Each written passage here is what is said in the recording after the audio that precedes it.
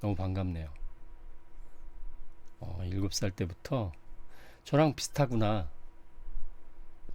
제가 처음 교회를 갔을 때가 초등학교 2학년인가 그럴 거야, 아마. 그러니까 9살? 근데 7살부터면 저보다 그래도 더 일찍 다니신 거네. 어렸을 때부터 교회 다닌 사람을 모태신앙이라 그러는데, 모태신앙이 장단점이 있잖아요.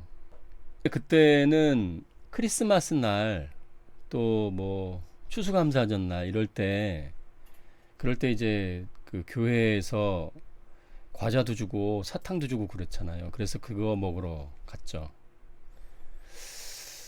원래 저희 부모님도 교회에서 만나 결혼하신 분인데 어떻게 뭐 서울 생활하다 보니까 교회를 안 나가시고 그랬었어요. 두 분이.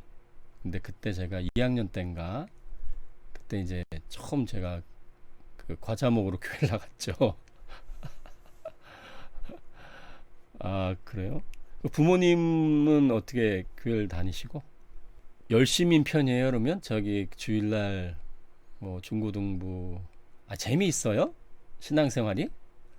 열심히 구멍을 떠나서 가족 다 다니시구나. 근데 오히려 이 저기 모태신앙 어렸을 때부터 다닌 분들은 그 어렸을 때부터 그냥 그 습관이 아예 들어서 그냥 삶이 돼버렸죠. 그래서 뭐 특별히 중간에 이제 한 뭐 고등학교, 대학교 아니면 그 청년 때 갑자기 이제 예수님을 믿은 분들은 좀 뜨겁고 그런 편이잖아요. 그런데 이제 어렸을 때부터 교회를 다닌 친구들은 그냥 뭐 어렸을 때부터 다녔으니까 그냥 계속 다니는 그런 느낌일 것 같아요.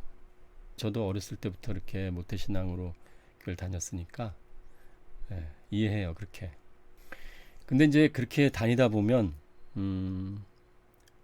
아까 이제 제가 교회를 다니게 된 계기를 이제 물어보셨는데 다니게 된 계기는 그렇게 뭐 과자나 사탕 먹으러 교회를 갔던 거고 다니다 보니까 또 적응을 잘하잖아요. 사람이라는 게 사회적 동물이라고 뭐 친구들도 생기고 또 익숙하니까 다니게 되죠.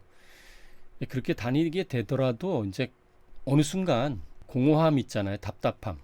그런 것들이 몰려오게 돼 있어요. 왜냐하면 우리가 뭐 다들 뭐 세계 3대 종교가 불교, 뭐 기독교, 이슬람인가 하여튼 그렇게 또 그런 종교 의식을 참여하다 보면 그냥 자연스럽게 그게 이제 습관이 되고 또 그게 뭐 그냥 신앙생활인지 알고 이제 다니게 되는 거죠. 그런데 이제 시간이 지나면 우리가 이제 믿고 있는 하나님은 우리가 그 배웠어도 하나님은 살아계시다 그렇게 배웠잖아요. 그리고 예수님도 이 땅에 오셨고 또 그분도 분명히 십자가에 달려 돌아가셨지만 또 살아나셨다 그랬잖아요. 그러면 그분은 지금 살아나셨다는 것은 살고 계시다는 거고 지금도 살아 계시다는 거니까 그분을 만나기 전까지는 많이 공허하게 돼요. 답답하게 되고. 맞아요. 예. 그런 감흥이 없을 수밖에 없죠. 근데 보통 그 다른 종교를 창시한 분들이 다 돌아가셨잖아요. 뭐 다시 살아나신 분이 없잖아요.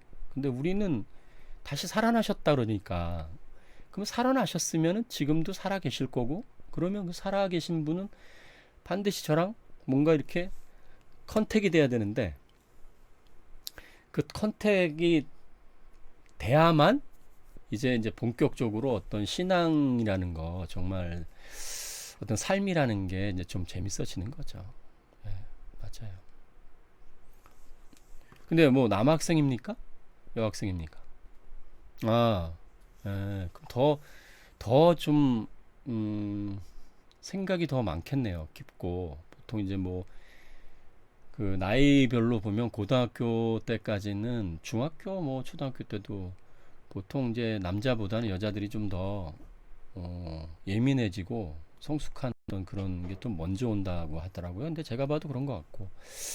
그래서 어, 자매 같은 경우들이 아마 형제들보다 더 빨리 좀 그런 어떤 신앙적인 것에 대해서 더 예민해지고 또 그런 뭐 예민함이나 그런 호기심이나 뭐 그런 답답함이나 이런 것이 오히려 주님을 만날 수 있는 계기가 되는 거죠. 오히려. 근데 이제 이런 거 도움이 될 거예요. 아마 우리가 그 성경을 이제 어렸을 때 다닌 경우에는 이제 그냥 익숙하잖아요. 성경을 여러 번 뭐 읽지는 않았어도 뭐 읽을 수도 있었고 뭐 한번 통독을 할 수도 있고 하지 않았을 수도 있는데 어쨌든 성경에 있는 어떤 사실들이 이제 처음 교회를 다니는 친구들은 좀 허황되다는 생각을 많이 하잖아요. 그 여자의 몸에서 예수님이 나시고 또 분명히 숨이 끊어지셨는데 뭐 3일 만에 살아나시고 네, 어렸을 때부터 읽으셨구나. 그리고 성경에 뭐 창세기부터 시작해서 우리가 본 적도 없는데 하나님이 천지를 창조하시고 또 우리가 본 적도 없는 그 이스라엘의 역사 안에서 뭐 이스라엘을 구하실 때 홍해를 가르시고 뭐 이런 모든 그 이야기들이 이제 어렸을 때부터 듣다 보면 그게 이제 그냥 익숙해진 거죠. 근데 우리가 보통 이제 나이가 좀 들어서 이제 기독교 어떤 전도나 어떤 기독교 얘기를 들으면 좀 이게 뭐냐 이게 너무 황당하다 이거. 그러니까 탁 정면으로 부딪히게 되는 거예요 이게 우리 보통 이성하고 어떤 상식하고 성경하고 팍 부딪히게 되는 거예요.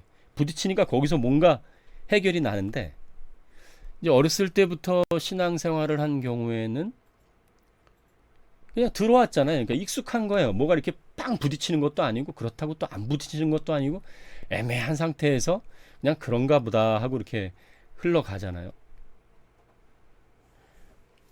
근데 이제 장단점이 있어요. 저도 이제 그런 모태신앙이기 때문에 그런데 어렸을 때부터 신앙생활 한 그것이 어느 순간에 효과를 발휘합니다. 분명히 효과를 발휘해요. 그것이. 그래서 이런 말이 있어요. 꼭 기억해 두셔야 될 말인데 의심을 하게 되잖아요. 우리가 의심. 그럼 의심은 나쁜 게 아니에요. 왜냐하면 그 교회에서는 뭐 이렇게 의심하면은 그냥 뭐 말도 안 되는 소리 한다 막 그렇게 얘기하잖아요. 뭐 의심하면 막 신앙이 없는 것 같고 이상한 눈초리로 쳐다보고 그러잖아요. 근데 의심은 나쁜 게 아닙니다. 왜냐하면 성경에 있는 위대한 인물들이 의심을 했거든요. 그 의심 속에서 그 의심이 해결될 때 그게 믿음이 되는 거예요. 그래서 의심과 불신은 달라요. 그러니까 의심과 불신을 똑같이 보면 안 되고 그러니까 우리는 어떤 상황에서 의심할 수 있어요. 우리가 이성을 갖고 있기 때문에. 그래서 그 의심이라는 것이 해결이 되면 그것이 믿음이 되는 거예요. 그래서 예수님의 제자 중에서 예수님의 부활을 의심했잖아요. 원래 전부 다 의심했거든요. 다 뭐 도마가 의심했다. 도마만 의심한 게 아니고 처음에 다 의심했었어요. 제자들이. 근데 그 의심이 해결이 되니까 믿음으로 바뀐 거거든요. 그러니까 우리도 어렸을 때부터 그냥 신앙생활 했기 때문에 이제 이게 긴가 이게 진짠가 뭐 이러다가 어느 순간부터 내가 나를 돌아보게 되는 거죠. 이건 제 얘기인데 나를 돌아보게 되고 이거 어느 순간부터 내가 이거 너무 많은 시간과 내 젊음을 이렇게 아무 의미 없이 보내는 게 아닌가 이런 막 생각이 막 들어요. 물론 이게 사단이 준 걸 수도 있고 하나님이 주신 것 수도 있는데 어쨌든 그런 것이 나로 하여금 진리에 대한 갈급함을 만들어요. 갈급함. 그 갈급함 자체가 우리가 하나님을 믿는다는 증거가 돼요. 되게 신기하죠. 내가 하나님에 대한 어떤 의심이라든지 하나님에 대한 어떤 갈급함, 그 다음에 알고 싶은 거, 갈증, 이게 오히려 우리가 내가 이 하나님의 자녀인 거구나라는 것이 증거가 되는 거예요. 원래는 하나님을 안 믿는 사람들은 관심도 없어요. 그게 되게 신기한 거예요, 그게. 우리가 교회 생활하면서는 사실 이렇게 진지한 얘기를 보통 할 수가 없죠. 그리고 뭐 아까 잠깐 얘기한 것처럼 어떤 내가 이제 마음에 답답함이 있어서 좀 의심스럽게 뭐 그거 좀 말이 안 되지 않습니까? 뭐 이런 느낌의 말을 하게 되면 이제 그냥 믿어 막 이렇게 할 수밖에 없는, 믿어 그냥 의심하지 말고 믿어. 그런데 성경에서 많이 쓴 단어가 이 생각하라예요. 생각하라. 이 우리가 지금 믿는 이 신앙은요, 그냥 무조건 믿는 게 아니에요. 덮어놓고 믿는 게 아니에요. 덮어놓고 믿으면 뭐하러 우리에게 이 성경을 줬겠어요. 이 읽기도 힘든 성경을, 그것도 66권이나 되는 성경을. 우리는 그렇게 믿는 게 아니고, 우리가 하나님을 어떻게 보면, 하나님이 세상을 만드셨고 인간을 만드셨잖아요. 그럼 인간을 만드셨다면 인간이 갖고 있는 지혜보다 훨씬 더 지혜로운 분이잖아요. 그러니까 그분이 그냥 무조건 우리한테 믿으라고 그런 적이 없어요. 성경에. 그분이 인격이시고. 그래서 우리가 성경을 읽고 또 성경에 관련된 그런 경건서적들을 좀 읽고, 그 다음에 또 저나 멘토, 어떤 성경에 대한 또 신앙에 대한 그런 걸 나눌 수 있는 분들이 있으면, 주변에 그런 분들이 다 우리를 위해서 있는 거예요. 하나님이 그런 분들을 세우신 것은 우리를 위해서 세우신 거거든요. 옛날에 그 선지자들을 세운 것처럼. 그래서 그분들을 통해서 도움을 받을 수 있어요. 얼마든지. 그래서 의심이 생긴다든가 또 뭐 어떤 그 답답한 거다든가 이런 거는 오히려 아주 좋은 일이에요. 좋은 현상이고. 저는 그런 친구들 보면, 그런 분들 보면 너무 좋아요. 왜냐면 저도 그랬기 때문에.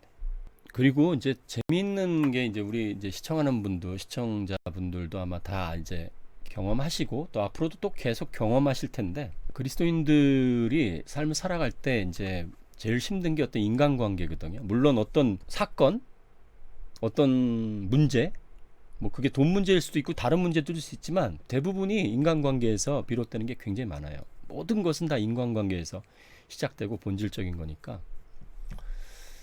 근데 우리가 그거를 좀 알고 좀 이해해야 될 부분이 있는 게, 인간관계에서 우리가 좀 힘들다 그러면 우리는 그 힘든 거가 더 중요하잖아요. 힘든 게 하필이면 저런 사람을, 저런 친구를, 아니면 저런 신랑이나 와이프를, 아니면 뭐 여러 가지 나하고 이렇게 관계를 맺게 하셔서 나를 이렇게 힘들게 할까라고 하지만, 그게 하나님 뜻이에요. 그게 제가 볼 때는 강적을 만나게 하시는 게 하나님 뜻이에요. 왜냐하면 제가 성경을 보니까 다 강적을 만나더라고요. 그 다윗 같은 경우도 사울을 만나게 했잖아요. 사울 강적이죠. 그러니까 그 삶 속에서 나하고 딱 맞는 사람이 만나는 거예요. 내가 만약에 인간관계나 그 관계에서 바로 한 번에 한 방에 이길 수 있으면, 그런 사람이 나한테 무슨 도움이 되겠어요. 도움이 안 되지. 머리도 쓰고 힘도 쓰고 그러면서 이제 우리 자신을 돌아보게 되는 거죠. 우리 자신이 좀 실패도 하고, 그리고 우리의 연약함이나 부족함들을 알게 되는 거죠. 그게 이제 성숙하는 길이죠. 이 노래 중에서도 그런 노래 있잖아요. 가요 보면 아픈 만큼 성숙해진다고. 아픈 만큼 성숙해지는 거.